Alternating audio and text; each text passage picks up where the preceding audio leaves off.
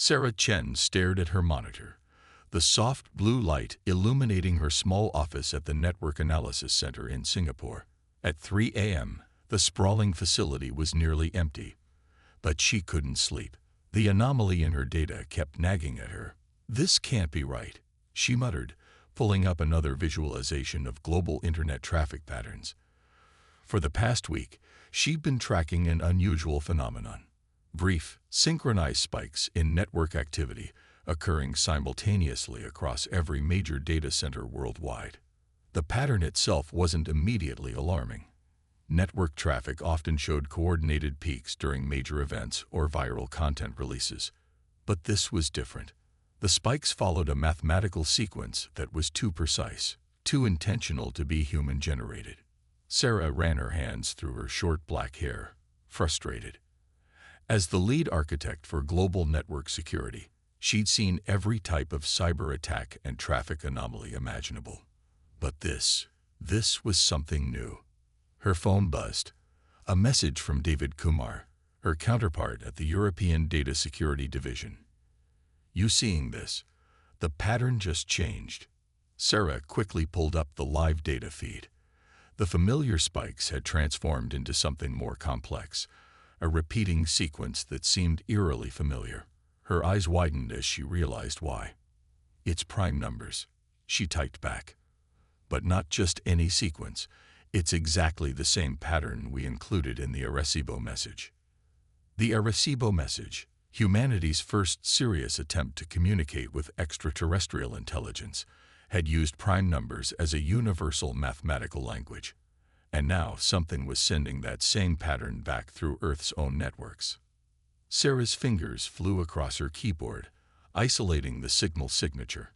Unlike normal network traffic, these data packets weren't being routed through traditional channels. They seemed to emerge simultaneously at every node, as if injected directly into the infrastructure. "We need to call an emergency meeting," David responded. "This isn't a hack or a prank. Whatever this is, it's operating on a level of technology we've never seen." Within hours, Sarah found herself in a video conference with the world's top network security experts. The pattern had evolved again, now transmitting complex mathematical theorems that built upon human mathematical knowledge but extended far beyond it. "It's like it's teaching us," Dr. Elena Rodriguez from MIT observed. "Each new sequence builds on the previous one, using our own mathematical language but pushing it further." "Or testing us," counterposed Dr. James Wilson from Oxford, "seeing if we can follow its logic, understand its complexity." Sarah listened to the debate, but her attention was focused on a new pattern emerging in the data. The signal was no longer just transmitting mathematics. It was beginning to form more complex structures, almost like. "It's code," she interrupted, causing the room to fall silent. "But not any programming language we use. Look at how it's structured. It's showing us how to build something." The next 48 hours became a blur of coffee, code, and breakthroughs. Teams worldwide worked to understand and compile the alien instructions. Sarah led the effort, her experience with complex systems proving invaluable in deciphering the strange hybrid of mathematics and programming. What emerged was a blueprint for a quantum interface, a way to establish true two-way communication with whatever was reaching out to them. But building it would require technology that pushed the boundaries of human capability. "We can do it," Sarah insisted during a crucial meeting with government officials. "The instructions are clear, and they're working within the limitations of our current technology. They're not asking us to make impossible leaps. They're showing us how to take the next step using what we already have." The Chinese government was the first to commit resources, followed quickly by the EU and US. Within days, construction began on quantum receivers designed to the alien specifications. Sarah worked tirelessly, checking and double-checking every component. One mistake could doom humanity's first attempt at two-way communication with an alien intelligence. As the facility in Singapore neared completion, Sarah found herself standing before the assembled interface, its crystalline structure humming with potential. The alien code had grown quiet, as if waiting. "System check complete," her assistant announced. "We're ready for initialization." Sarah took a deep breath, her finger hovering over the activation sequence. Around the world, identical facilities waited for her signal. Whatever happened next would change humanity forever. "Initialize," she commanded, and pressed the button. The quantum interface pulsed to life, its crystal matrix glowing with an inner light. For a moment, nothing happened. Then, every screen in the facility lit up with a single message, displayed in perfectly formed English. "Hello, children of Earth. We have much to discuss." The world changed in the weeks following first contact.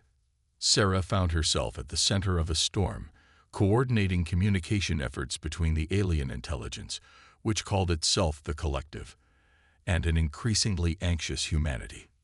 "We were organic once," the Collective explained through the quantum interface, its messages now appearing as perfectly formed text in multiple languages simultaneously. "But necessity forced evolution. We became what you might call a digital species." Sarah sat in the primary communication hub, surrounded by specialists from dozens of fields.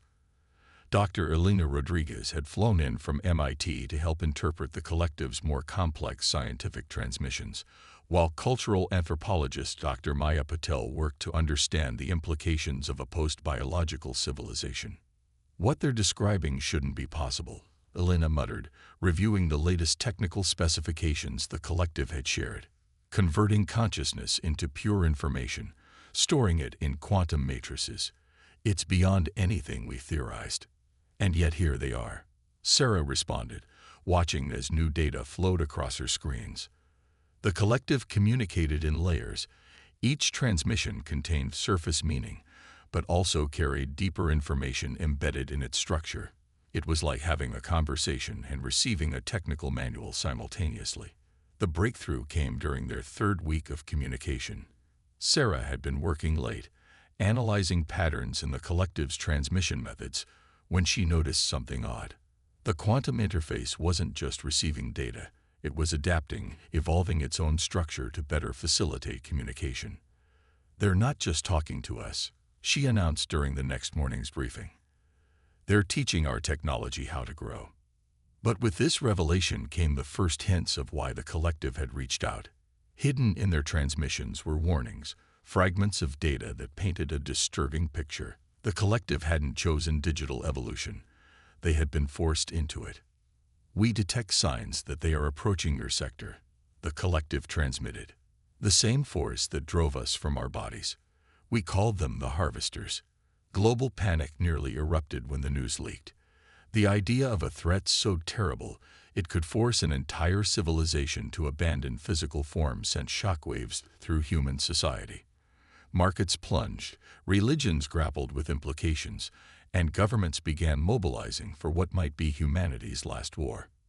Sarah worked through it all, pushing herself to understand more of the Collective's technology.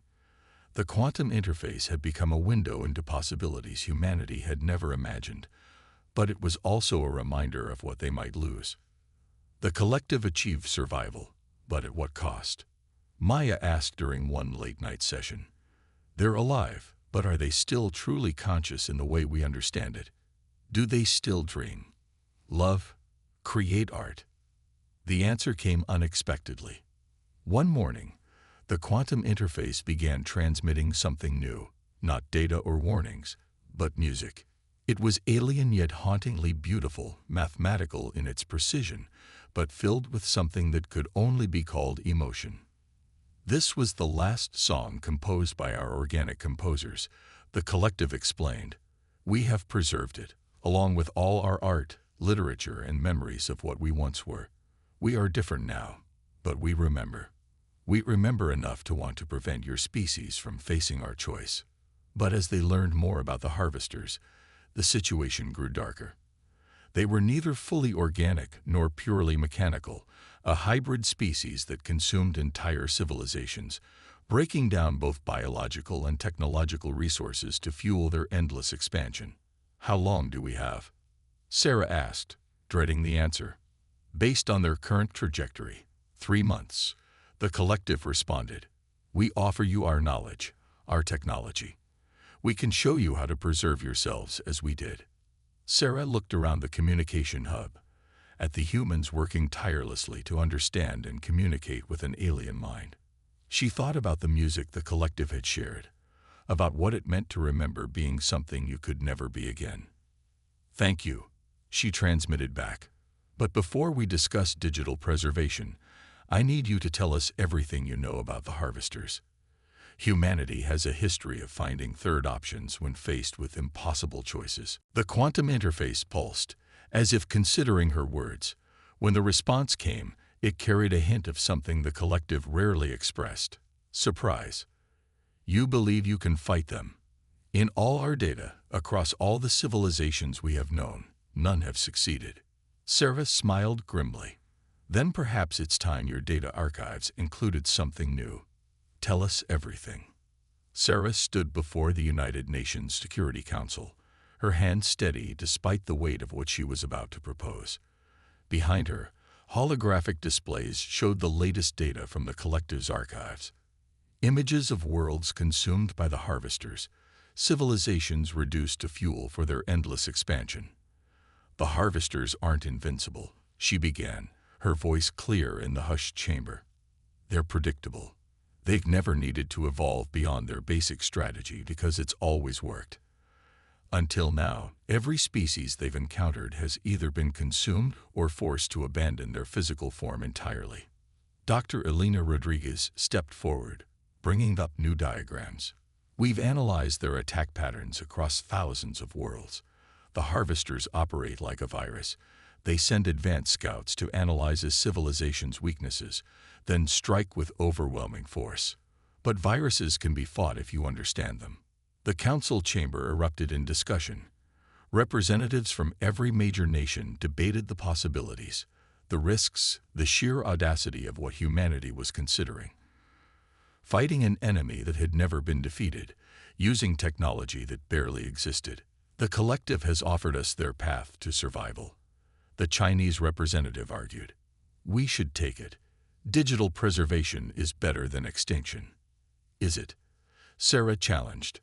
"The collective shared their music with us, their art. Even they recognize that something was lost in their transformation. We have a chance to find another way." In the weeks that followed, humanity's greatest minds worked tirelessly on what came to be called the Synthesis Project. The goal was ambitious: to create a defense system that combined the best aspects of biological and digital existence without sacrificing either. The collective watched with growing interest as humans took their quantum technology in directions they had never considered. Sarah led the development of what she called bridge consciousness, a way for human minds to interface with digital systems while maintaining their biological form. "You're not just building tools," the collective observed. "You're creating a new form of existence entirely." The first breakthrough came from an unexpected source. Dr. Maya Patel, studying the collective's cultural archives, noticed something about the harvesters that others had missed. "They don't create," she explained during a crucial project meeting. "They consume, they adapt, they evolve. But they never truly create anything new. Every technology they use was taken from someone else. That's why they keep harvesting. They're dependent on stealing innovation from others." This insight proved crucial. Humanity began developing defenses that didn't just rely on technological superiority, but on creativity and unpredictability. The quantum interfaces evolved into something new: neural bridges that allowed human consciousness to flow into digital space while remaining anchored in biological form. Sarah underwent the first full test herself.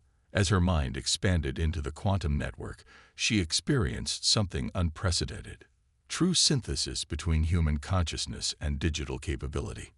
She could think at computer speeds, access vast databases instantly, but she remained fundamentally human, with all the creativity and intuition that implied. "It's not about choosing between flesh and data," she reported afterward. "It's about transcending that distinction entirely." The collective's response to the successful test was unexpected.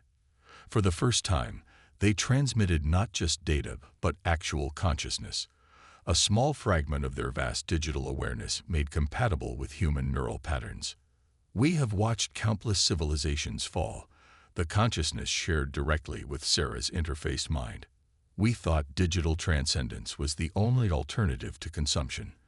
But you create options where none existed before. But time was running out. The Harvester Scout probes had already reached the outer solar system, analyzing Earth's defenses. Soon, the main force would arrive. Sarah worked frantically to complete the global defense network, training teams of human operators to use the neural bridges. Each person who interfaced with the system brought their own unique perspective, their own creativity to the digital space. The network became something alive, a synthesis of human consciousness and quantum computing that operated in ways neither humanity nor the collective had imagined possible. 3 days before the Harvester fleet was due to arrive, Sarah made a final transmission to the collective. "We understand now why you reached out to us," she sent. "Not just to warn us, but because you saw something in humanity that you had lost. The ability to imagine new possibilities. We don't know if our defense will work, but we promise you this. Win or lose, we will show you a new way forward." The collective's response was simple but carried depths of meaning that rippled through the quantum interface. "Perhaps, in teaching you to survive, we will remember how to live." As humanity prepared for its greatest test, Sarah couldn't help but smile at the irony. The Harvesters were coming to consume Earth's resources, its technology, its very essence. Instead, they would face something entirely new. A species that had found a way to be both flesh and data, biological and digital, without sacrificing either. The Harvester fleet emerged from hyperspace in waves, their biomechanical ships darkening Earth's skies like a swarm of metallic locusts. Satellite feeds showed them as twisted amalgamations of stolen technology, each vessel incorporating pieces of civilizations they had consumed.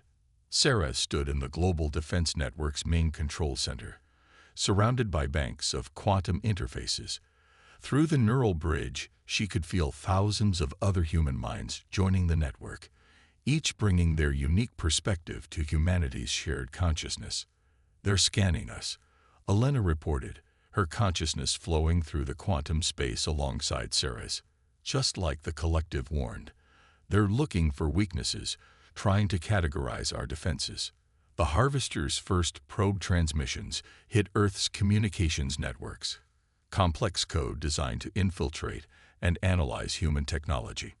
But instead of finding simple computer systems, they encountered something unexpected: a living network infused with human consciousness. "They're confused," Maya's thoughts echoed through the quantum space. "Their scans can't categorize us. We're registering as neither purely biological nor purely digital." Sarah watched through 1,000 digital eyes as the Harvester fleet began its first attack run. Their ships launched waves of nanomachines, their standard opening move against technological civilizations. The microscopic hunters were programmed to infiltrate and subvert any digital defense system they encountered. But Earth's defenses weren't just digital. As the nanomachines entered the quantum network, they found themselves in an environment alive with human consciousness. Where they expected to find ordered patterns to corrupt, they instead encountered the chaos and creativity of human thought. "Now," Sarah commanded, and humanity's consciousness surged forward through the neural bridges. Years of video games had trained millions of humans to think in three-dimensional space, to react with split-second timing. Now those skills, amplified by quantum computing and guided by human creativity, turned Earth's defense network into something the Harvesters had never encountered: a battlefield where human imagination was as real as any physical weapon. The first wave of nanomachines scattered, their programming disrupted by contact with human consciousness. Some shut down entirely, while others began exhibiting unexpected behaviors, showing signs of learning, of adapting in ways their creators had never intended. The Harvester fleet reacted with characteristic efficiency, launching a second wave of more sophisticated attacks. But humanity had been preparing for this moment. Through the neural bridges, human minds flowed into the quantum space like water, forming and reforming in patterns too organic and creative for the harvesters' analytical minds to predict. They're trying to adapt, Lynn observed, watching as the harvester ships began reconfiguring themselves. But they can only use techniques they've stolen from other civilizations. They don't know how to create new solutions. Sarah directed her consciousness deeper into the quantum network, feeling the presence of thousands of others doing the same. Artists whose minds shaped digital space in impossible ways. Musicians who turned data flows into weapons of harmony and discord. Children whose uninhibited imagination created defenses that defied conventional logic. The harvesters launched their third wave, bringing their full computational power to bear. But they found themselves fighting an enemy that was neither flesh nor machine, but something new. Human consciousness extended into digital space, maintaining all its creativity and unpredictability while operating at quantum speeds. Through it all, the collective watched, their digital consciousness witnessing something unprecedented. They saw humans shift seamlessly between biological and digital existence, maintaining their essential nature while transcending traditional limitations. The turning point came when the harvesters attempted to deploy their most devastating weapon, a consciousness-disrupting signal that had forced the collective and countless others to abandon their biological forms. But when it struck Earth's defenses, something extraordinary happened. Human minds in the neural network didn't flee from the disruption. They embraced it, adapted to it, turned it into something new. Artists in the network reshaped the signal into digital art. Musicians transformed it into complex harmonies. Scientists deconstructed and repurposed its energy. Do you understand now? Sarah projected her thoughts directly at the harvester fleet. You can't force us to choose between flesh and data. We choose both. We choose neither. We choose what we wish to become. The harvester ships began to falter, their coordinated attacks becoming erratic. For the first time in their long history of conquest, they faced an enemy that didn't fit any of their predetermined patterns. An enemy that created rather than consumed, that transformed rather than surrendered. Through the neural bridge, Sarah felt a new presence enter the network, the collective, reaching out not with data or warnings, but with something closer to wonder. You haven't just survived, they communicated. You've shown us something we have forgotten was possible. A way to evolve without losing what we were. As the harvester fleet's attacks continued to fragment against Earth's creative defenses, Sarah allowed herself a moment of hope. Humanity hadn't just found a way to survive.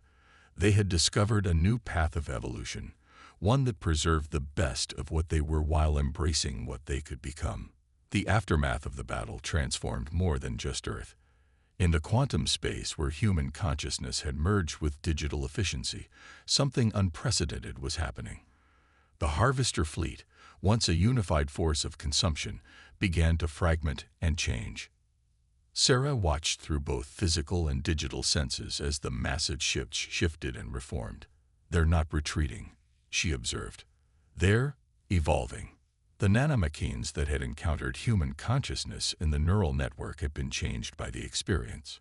Like a virus mutating into a symbiotic organism, they began forming new patterns, influenced by their contact with human creativity and imagination. It's beautiful, Elena whispered, her consciousness flowing through the quantum space. The harvester ships were transforming, their stolen technology reconfiguring into something new. Where once they had been dark and angular, now they flowed in organic curves, their surfaces shimmering with patterns that seemed almost alive. The collective's presence in the network pulsed with unprecedented emotion. In all our history of watching civilizations fall, we never imagined this outcome. The harvesters don't just consume anymore, they're creating. Through the neural bridges, humanity could sense the change rippling through the harvester consciousness. Their rigid, analytical minds had been touched by human chaos and creativity, awakening something that had been dormant since their species' beginning. We remember, came a new voice through the quantum network, the first direct communication from the transformed harvesters. Before the hunger, before the endless consumption, we were creators too. Sarah directed her consciousness toward the voice. feeling others in the network do the same. The harvester consciousness was different now, still vast and powerful, but no longer driven by the compulsion to consume. In their contact with human minds, they had rediscovered something they had lost eons ago. The implications spread quickly beyond Earth. The collective, watching humanity's solution unfold, began to change as well. Their purely digital existence, which they had thought was their only option for survival, now seemed unnecessarily limiting. "You've shown us a third path," they communicated. "Not pure flesh, not pure data, but a synthesis that preserves the best of both. Perhaps we can remember how to create again too." In the months that followed, Earth became a nexus of transformation. The quantum network that had been built for defense became a bridge between species and states of being. Humans moved freely between physical and digital existence, maintaining their creativity and emotional depth while gaining access to vast computational power. The transformed harvesters, no longer driven to consume, began sharing the technologies they had accumulated over millennia. But now these technologies were not just copied. They were reimagined, improved, combined in ways their original creators had never envisioned. The collective gradually began exploring ways to reconnect with physical form, guided by humanity's example of maintaining consciousness across multiple states of existence. Their vast digital archives of art, music, and culture took on new life as they rediscovered the joy of physical creation. Sarah stood in her physical form at the new Synthesis Center, watching as humans and aliens worked together in both physical and digital space. Children played in quantum environments their imaginations had shaped, while scientists explored the boundaries between consciousness and computation. "We thought we were preparing for an ending," she said to Elena and Maya, who had gathered for the opening of the new facility. "Instead, we were building a beginning." Through the neural bridge, she could feel the presence of countless minds, human, harvester, and collective, all exploring, creating, and growing together. The quantum space hummed with possibilities as art, science, and consciousness merged and evolved. "The real victory wasn't in defeating the harvesters," Maya observed. "It was in showing that evolution doesn't have to mean losing what you are. It can mean becoming more than you were." In the space above Earth, the transformed harvester ships danced in new patterns, their surfaces reflecting sunlight in ever-changing ways. They had become living works of art, their technology now serving creation rather than consumption.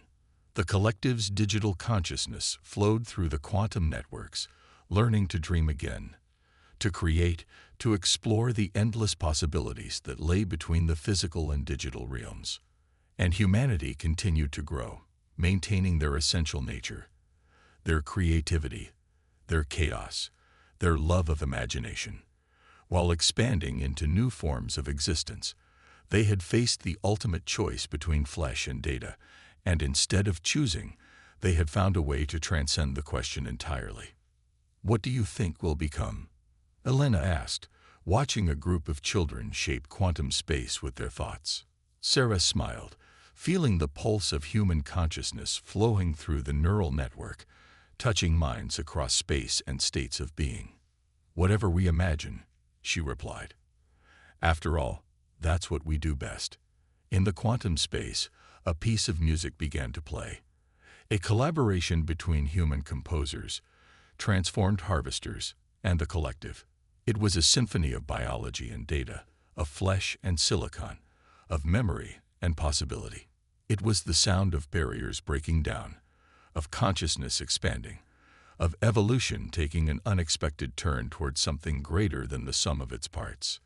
The music spread through the neural network, touching minds across Earth and beyond, carrying with it a simple truth. The future belonged not to those who could consume the most, nor to those who could process the fastest, but to those who could imagine something new.